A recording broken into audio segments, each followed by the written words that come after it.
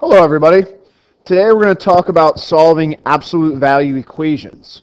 But before we talk about solving absolute value equations, the first thing we have to do is talk about what absolute value actually is. So absolute value is a number's distance away from zero on a number line. And it's symbolized using two bars. So for example, if I take the number 5 and put it in two bars, that's asking or saying what is the absolute value of 5. So if we graph it on a number line, notice that 5 is 5 units away from 0 on a number line. So the answer to the absolute value of 5 is 5. Now, if we take another number like -4, I'm going to graph it on a number line. We ask ourselves, well, how far is -4 away from 0? And again, if we look at it, the answer is 4. So the absolute value of -4 is a positive 4. So since absolute value is a distance away from 0, absolute value will always be positive. The only exception to that would be the absolute value of 0, which is 0. But for the most part, besides that exception, when we take the absolute value of a number, it is always positive, since again, it's a number's distance away from 0.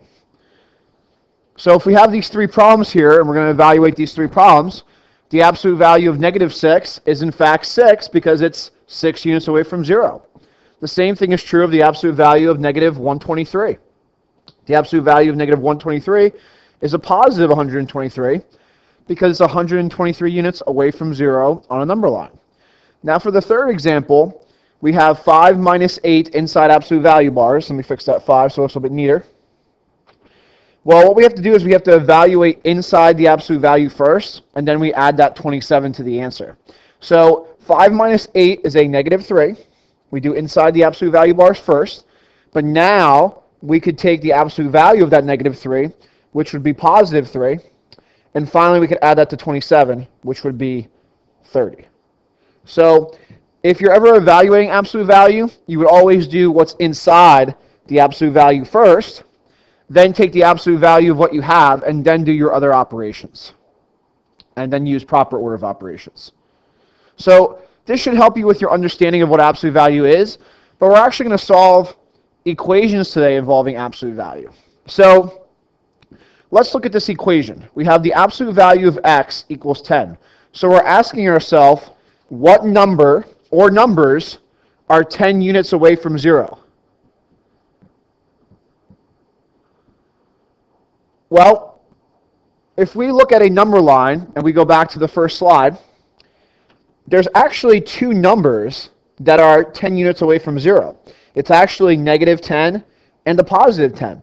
Both these numbers are 10 units away from 0. So most of the time, when you're solving absolute value equations, most of the time you're going to have two answers. Now you'll see there are some exceptions to that, but most of the time you will have two answers for absolute value equations. So if you look at the first example, since -10 and 10 were both 10 units away from 0, x can be 10 or x can be -10. Okay? So again, if you put these two numbers in here for x, they would both hold true in that equation. -10 is 10 units away from 0, and so is a positive 10. So for number 2, the absolute value of x equals 3, again we're going to have two answers. X is going to be -3, or x could also be positive 3, because they are both 2 units away, or excuse me, 3 units away from 0 on a number line. Now for number 3, we have the absolute value of x equals a -7. Well, what we're saying is, what number do we take the absolute value of that gives us an answer of -7? Well, the thing about absolute value, if you remember from before, is absolute value is always positive. It's always positive because it's a distance away from 0. And there is one exception when I say always. That would be 0 itself, because 0 is not positive nor negative. So that problem that we have can't happen. There's no number that has a negative distance from 0. So if ever you have your absolute value by itself, set equal to a negative number, that can't happen. This is no solution. Absolute value of a number always has to be positive, with the exception, of course, of the absolute value of 0. All right, so again, if your absolute value is by itself and it's set equal to a negative number, that's going to be no solution. Now let's look at a little bit of a larger problem. Okay, we have the absolute value of x minus 6 equals 7. Well, there's probably going to be two numbers that are going to make this true. Okay, so, and if you look at the equation carefully, kind of asking yourself what numbers can you plug in, one number that's obvious is probably 13, because 13 minus 6 would be 7. The absolute value of 7 is 7. So a lot of you are probably looking at that and thinking 13 is an answer, but there's also another answer that actually works, and that answer would actually be negative 1. Because if I put negative 1 in here for x, negative 1 minus 6 is also negative 7, and the absolute value of negative 7 is positive 7. So there are actually two numbers that make it work, and again, it was 13 and negative 1. But that was using more mental math.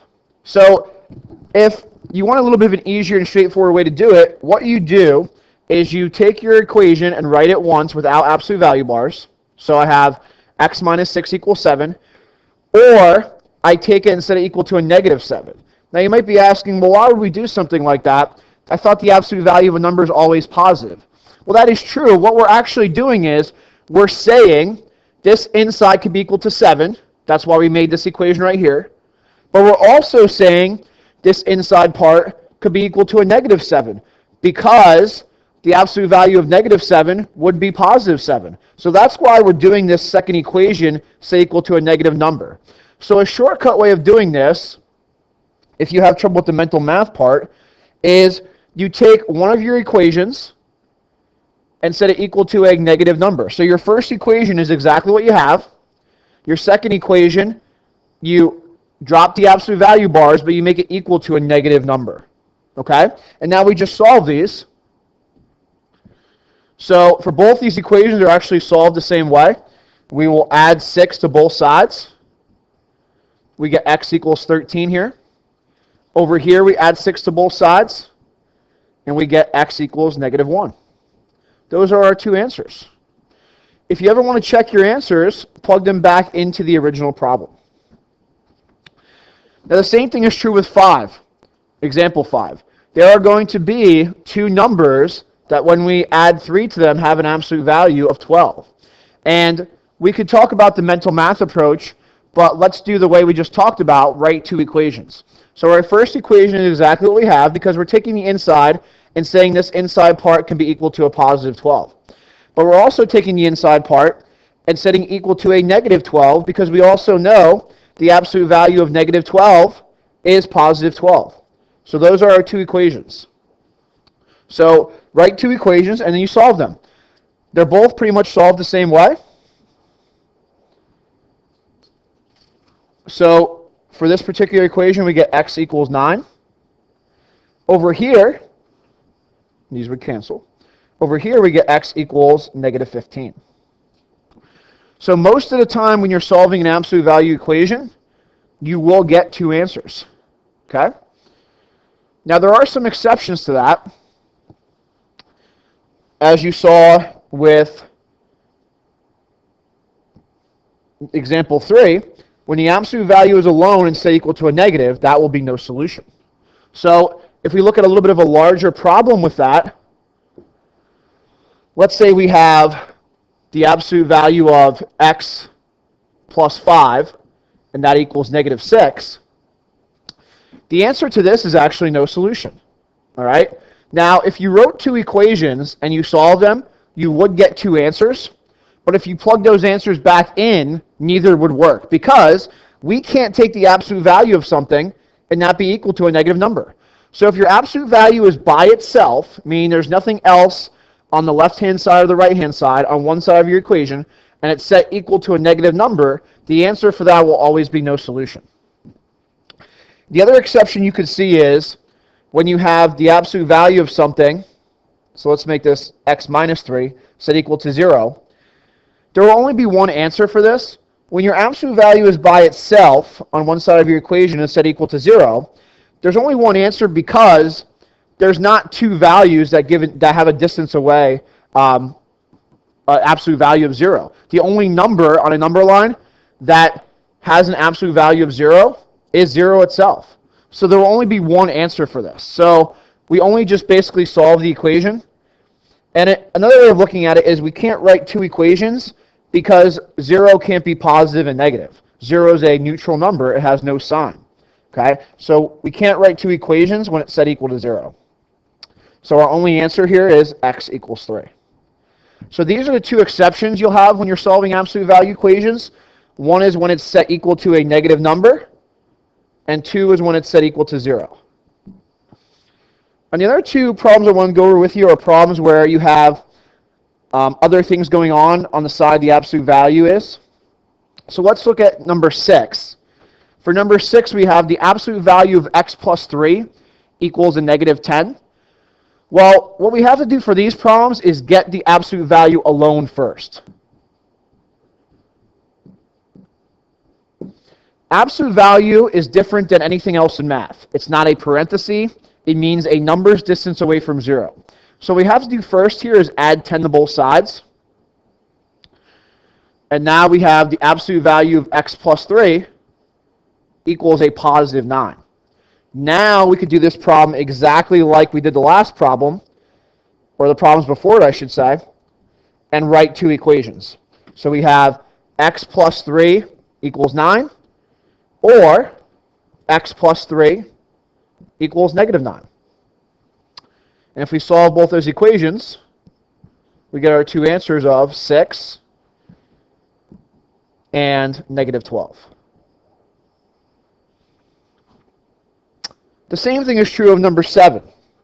For number 7, we have to get the absolute value alone first. Now, one thing you do not want to do this, is distribute into an absolute value.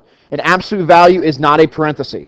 So do not distribute the 4. That is bad. Do not do that. No. All right? Now, we have 4 times the absolute value of x plus 2. The opposite of multiplication is division. So I actually want to divide both sides by 4 first. So these will cancel. I have the absolute value of x plus 2, and 12 divided by 4 is 3. So you always want to get your absolute value alone first before you write your two equations. Now, once the absolute value is alone, you can write your two equations. X plus 2 equals 3, or x plus 2 equals negative 3. They're very easy to solve. A lot of times the equations are solved the same way, but they give two different answers. So we have x equals 1 over here, and then we have x equals negative 5, or x equals negative 5.